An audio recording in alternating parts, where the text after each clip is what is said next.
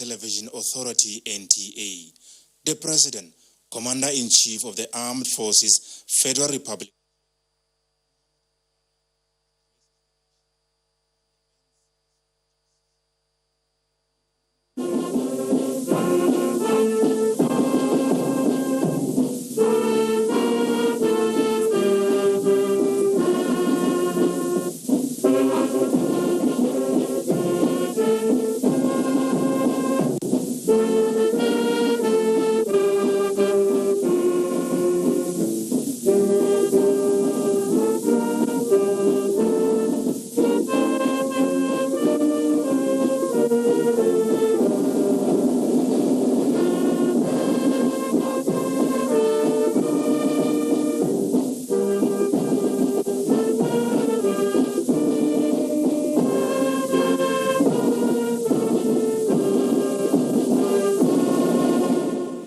Fellow Nigerians,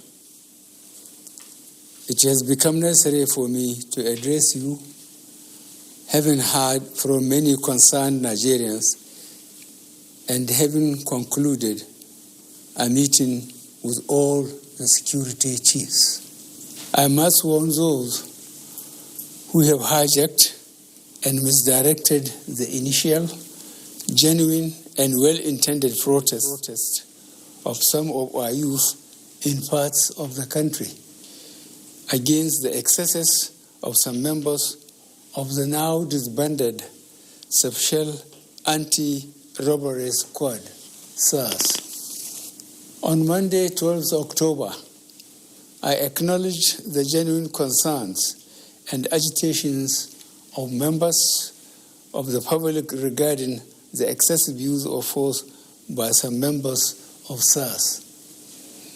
The choice to demonstrate peacefully is a fundamental right of citizens as enshrined in Section 40 of our Constitution and other enactments. But this right to protest also imposes on the demonstrators the responsibility to respect the rights of other citizens and the necessity to operate within the law. As a democratic government, we listened to and carefully evaluated the 5-point demands of the protesters. And having accepted them, we immediately scrapped SARS and put measures in place to address the other demands of our youth. On approving the termination of SARS, I already made it clear that it was in line with our commitment to the implementation of extensive police reforms. Sadly, the promptness with which we have acted seemed to have been misconstrued as a sign of weakness and twisted by some for their selfish, unpatriotic interests. The result of this is clear to all observers. Human lives have been lost, acts of sexual violence have been reported, 2 major correctional facilities were attacked and convicts freed, public and private properties completely destroyed or vandalized, the sanctity of the palace of a peacemaker, the Oba of Lagos, has been violated. So-called protesters have invaded an international airport and in the process disrupted the travel plans of fellow Nigerians and our visitors. All this executed in the name of the End SARS protests. I am indeed deeply pained that innocent lives have been lost. These tragedies are uncalled for and unnecessary. Certainly, there is no way whatsoever to connect these bad acts to legitimate expression of grievance of the youth of our country. The spreading of deliberate falsehood and misinformation through the social media in particular, that this government is oblivious to the pains and plight of the citizens is a ploy to mislead the unwary within and outside Nigeria into unfair judgment and disruptive behavior. On the contrary, both our deeds and words have shown how committed this administration has been to the well-being and welfare of citizens, even with the steadily dwindling revenues and the added responsibilities and restrictions due to the coronavirus pandemic. Government has put in place measures and initiatives principally targeted at youth, women, and the most vulnerable groups in our society. These included our broad plan to lift 100 million Nigerians out of poverty in the next 10 years. The creation of 75 billion Naira National Youth Investment Fund to provide opportunities for the youth and the micro, small, and medium enterprises survival fund, through which government is A, paying 3 months' salaries of the staff of the 100,000 micro, small, and medium enterprises. B, paying for the registration of 250,000 businesses at the Corporate Affairs Commission. C, giving a grant of 30,000 Naira to 100,000 artisans. And D, guaranteeing market for the products of traders. These are in addition to many other initiatives, such as A, farmer money, B, trader money, C, market money, D, N-Power, E, N-Tech, and F, N-Agro. No Nigerian government in the past has methodically and seriously approached poverty alleviation like we have done.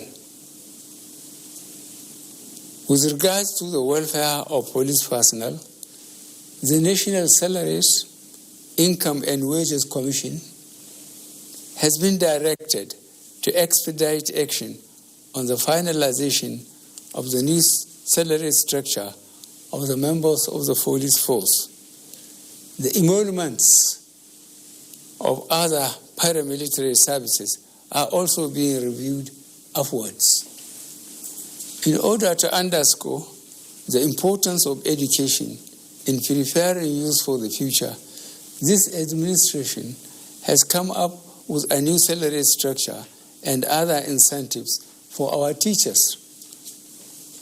Let me at this point reaffirm the federal government's commitment to preserving the unity of this country. We will continue to improve good governance and our democratic process, including through sustained engagement. We shall continue to ensure that liberty and freedom, as well as the fundamental rights of all citizens, are protected. But remember that government also has the obligation to protect lives and properties, as well as the right of citizens to go about their daily businesses freely and protected from acts of violence. To our neighbors in particular, and members of the international community, many of whom have expressed concern about the ongoing development in Nigeria, we thank you and urge you all to seek to know all the facts available before taking a position or rushing to judgment and making hasty pronouncements. In the circumstances, I would like to appeal to protesters to note and take advantage of the various well-thought-out initiatives of this administration designed to make their lives better and more meaningful, and resist the temptation of being used by some subversive elements to cause chaos with the aim of truncating our nascent democracy. For you to do otherwise will amount to undermining national security and the law and order situation. Under no circumstances will this be tolerated. I therefore call on our youth to discontinue the street protests and constructively engage government in finding solutions. Your voice has been heard, loud and clear, and we are responding. And I call on all Nigerians to go about their normal businesses and to enjoin security agencies to protect lives and properties of all law-abiding citizens without doing harm to those they are meant to protect. Let me pay tribute to officers of the Nigeria Police Force who have tragically lost their lives in the line of duty. I would like to thank those state governors, traditional and religious leaders who have appealed for calm and restraint. I also thank youth leaders who have restrained their followers from taking the law into their hands. This government respects and will continue to respect all the democratic rights and civil liberties of the people, but it will not allow anybody or groups to disrupt the peace of our nation. Thank you all. God bless the Federal Republic of Nigeria.